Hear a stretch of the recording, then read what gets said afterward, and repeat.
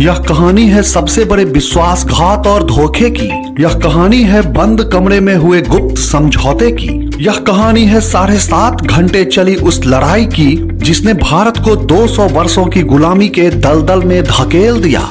अपने आंखों में ढेर सारे दौलत कमाने के सपने और हाथों में तराजू लिए अंग्रेजों ने 24 अगस्त 1608 ईस्वी को भारत भूमि पर पहली बार कदम रखा और लगभग 150 वर्षों बाद वही हाथ तराजू छोड़कर भारत में शासन की लगाम थाम चुके थे। 1600 ईस्वी में इंग्लैंड के कुछ अमीर व्यापारियों ने साथ मिलकर दक्षिण पूर्व एशियाई देशों से व्यापार करने के लिए एक संगठन बनाया और इंग्लैंड की महारानी एलिजाबेथ ने मुहर लगाकर इस व्यापार को कानूनी बना दिया। और फिर 24 अगस्त 1608 ईस्वी को विलियम हॉकिंस के नेतृत्व में एक अंग्रेजी जहाज हेक्टर भारत के सूरत बंदरगाह पर पहुंच चुका था। तत्कालीन भारत में मुगल बादशाह जहांगीर का शासन था और उनके मिलिट्री के हाथों में जहां हथियार थे वहीं अंग्रेजों के हाथ में तराजू। इसलिए बादशाह से इजाजत लेकर अंग्रेज शांतिपूर्वक व्यापार करने लगे और कभी न रुकने वाला समय अपनी गति से चलता हुआ शाहजहां औरंगजेब के बाद कई मजबूत कमजोर मुगल बादशाहों को देखता हुआ 1757 ईस्वी में आलमगीर द्वितीय के पास पहुंच चुका था और एक नया इतिहास लिखने की तैयारी कर रहा था जिसका प्रथम अध्याय बंगाल में लिखा जाना था। आज के बिहार, झारखंड और उड़ीसा के साथ बंगाल और बांग्लादेश को मिलाकर बंगाल कहा जाता था और बंगाल का शासन 24 वर्षीय नवयुवक नवाब सिराजुद्दौला के हाथों में था। और आज जो इतिहास बनने जा रहा था उसकी नींव सन 1717 ईस्वी में ही रखी जा चुकी थी। मुगल बादशाह फर्रुख हसियर जब कमर में सूजन और दर्द की बीमारी से पीड़ित थे तो एक अंग्रेज डॉक्टर हैमिल्टन ने उनका सफलतापूर्वक इलाज किया था और इसी बात पर खुश होकर बादशाह ने ईस्ट इंडिया कंपनी को दस्तक नाम से एक अधिकार पत्र दिया जिससे कुछ वस्तुओं के व्यापार पर अंग्रेजों को टैक्स नहीं देना पड़ता था। मगर ईस्ट इंडिया कंपनी को व्यापार के लिए दिए गए इस परमिशन यानी दस्तक का उपयोग अंग्रेज अपने निजी व्यापार में भी करने लगे। साथ ही साथ मोटी रकम लेकर भारतीय व्यापारियों को भी बेचने लगे। दस्तक के इस दुरुपयोग से बंगाल में नवाब को राजस्व की भारी क्षति हो रही थी।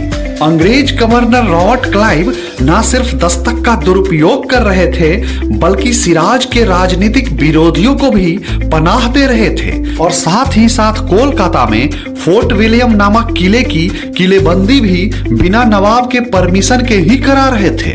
उनकी यह हरकत नवाब के संप्रभुता के लिए एक गंभीर चुनौती थी जिसने नवाब सिराज उद्दौला और रॉबर्ट क्लाइव के बीच रिश्तों में करवाहट भर दिया।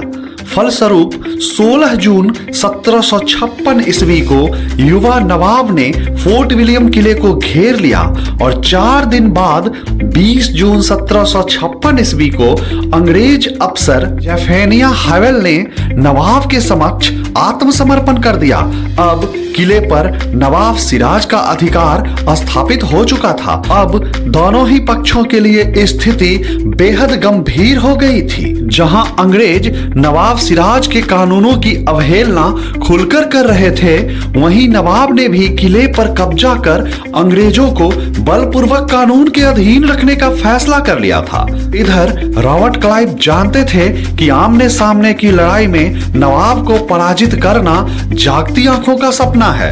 इसलिए विभीषण से प्रेरणा लेते हुए क्लाइव ने नवाब के विभीषण की तलाश शुरू कर दी और फिर जल्दी ही मीर जाफर, राय दुर्लभ और जगत सेठ के रूप में क्लाइव को एक नहीं तीन विभीषण मिल गए। मीर जाफर नवाब सिराज के सेना के मुख्य सेनापति थे। राय दुर्लभ जो नवाब की सेना में कमांडर की हैसियत रखते थे और बंगाल के राजकोष का कार्य भी देखते थे।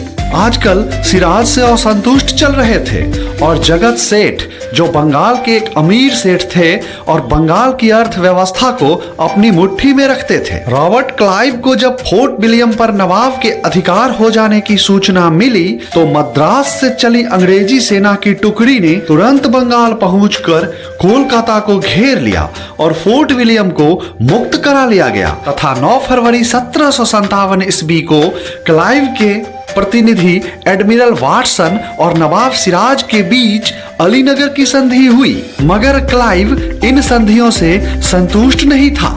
इन विभीषणों की उपस्थिति के कारण उसे बंगाल के सत्ता का सिंहासन साफ साफ दिखाई दे रहा था। बंद कमरे में लगातार चल रहे विभीषणों की गुप्त बैठकों ने शतरंज की पूरी बिसात बिछा दी थी। तय हो गया कि किस प्यादे को कब चलना है, कब रुकना है, कितना चलना है और कहां तक चलना है। और जब सब कुछ तय हो गया तो 23 जून 1757 ईस्वी को बृहस्पतिवार के रोज भागीरथी नदी के किनारे पलासी नामक गांव के समीप दोनों सेनाएं आमने सामने आ खड़ी हुई। नवाब सिराज के सैनिकों की संख्या लगभग 50,000 थी, जिसमें पैदल सैनिक, तोपखाने, घुड़सवार शामिल थे। क्लाइव के सैनिकों की संख्या 3,000 की थी, जिसमें 800 अंग्रेज सिपाही सहित 2100 भारतीय सैनिक शामिल थे।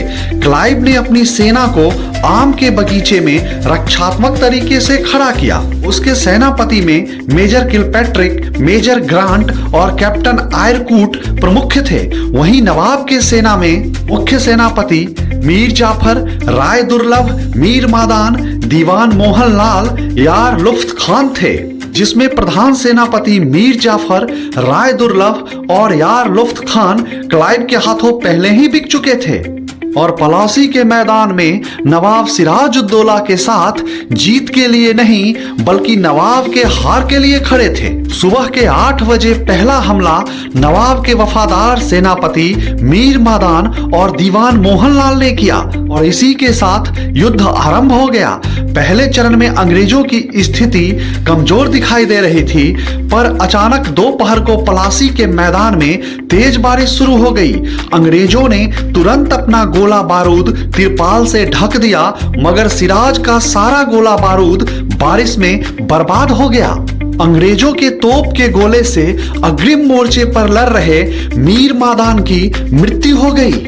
मीर मादान की मृत्यु से आहत सिराज ने मीर जाफर से आगे की रणनीति पर सलाह मांगी तो जाफर ने कहा, अब शाम होने वाली है और हमारा गोला बारूद भी भीग गया है, इसलिए युद्ध को रोककर सैनिकों को आराम करने देते हैं और तरोताजा होकर सुबह तड़के हमला करेंगे। इसके विपरीत नवाब के सेना के एक टुकड़ी का नेतृत्व कर रहे मोहनलाल ने कहा, हमें अभी पूरी ताकत से क्लाइव की सेना पर हमला करना चाहिए और युद्ध जीत लेना चाहिए। और जाफर के विश्वासघात से अनजान सिराज ने जाफर की सलाह मान ली और युद्ध मैदान से सैनिकों को वापस लौटने का आदेश देकर खुद भी वापस लौटने लगे। और जब क्लाइव ने देखा कि नवाब की सेना तितर बितर होकर वापस जा रही है तो मौके का फायदा उठाकर नवाब की लौटती सेना पर टूट पड़ा और मीर जाफर, राय दुर्लभ, यार लुफ्त खान अपनी अपनी सेना के साथ मूक दर्शक बने खड़े रहे। इस तरह नवाब की सेना का एक बहुत बड़ा हिस्सा युद्ध में दर्शक बना रहा और बाकी लौटती हुई सेना का रॉबर्ट क्लाइव ने बेरहमी से संहार करना शुरू कर दिया। सिराज इस धोखे और गद्दारी को पूरी तरह समझ गए।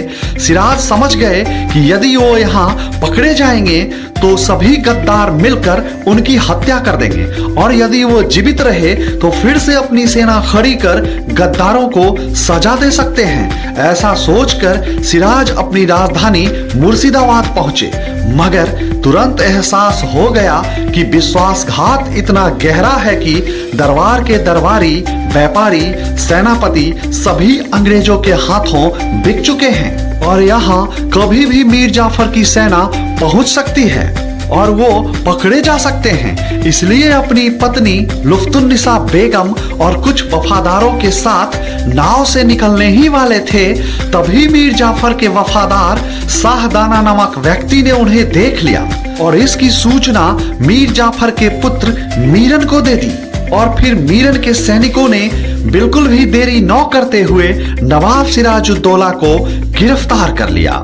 सिराज को गिरफ्तार कर मुर्शिदाबाद के महल में लाया गया। शर्म और संकोच से मीर जाफर सिराज की हत्या नहीं करना चाहता था, मगर सिंहासन सुरक्षित करने के लिए जाफर के पुत्र मीरन ने आदेश दिया और मीरन के आदेश पर मोहम्मद अली बेग ने 2 जुलाई 1757 ईस्वी को मध्य रात्रि के समय गोपनीय ढंग से तलवार और खंजर से नवाब सिराजुद्दौला की हत्या कर दी और अगली सुबह सिराजुद्दौला के शव को अपमानित करने के लिए हाथी पर लादकर मुर्शिदाबाद की सड़कों पर घुमाया गया, ताकि लोगों को यह यकीन हो जाए कि उनका शासन समाप्त हो चुका है।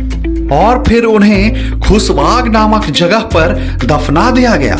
और इस तरह एक युवा लोकप्रिय निडर निर्भीक नवाब को राजनीतिक षड्यंत्र, गहरे धोखे और विश्वासघात से दफन कर मीर जाफर ने बंगाल के नवाब का ताज अपने माथे पर सजाकर अंग्रेजों का कठपुतली नवाब बन गया। और इस तरह बंगाल भारत का पहला राज्य बना जिसका शासन अप्रत्यक्ष रूप से अंग्रेजों के हाथों में आ चुका था। मित्रों, अतीत लाइव आधुनिक भारत के इतिहास की एक नई सीरीज शुरू करने जा रहा है, जिसमें पलासी की लड़ाई से लेकर सन 1947 के आजादी वाले दिन तक का इतिहास समाहित होगा। इसलिए आपसे अनुरोध है कि अपने अतीत को जाने और अपने आप को पहचाने और अतीत लाइव के चैनल को सब्सक्राइब कर लें, ताकि कोई भी एपिसोड छूटने न पाए। वीडियो को अधिक से अधिक लोगों के साथ शेयर करें। इसी के साथ अब मिलेंगे बक्सर के मैदान में, जहां खड़ा भारत का इतिहास हमारी प्रतीक्षा कर रहा है।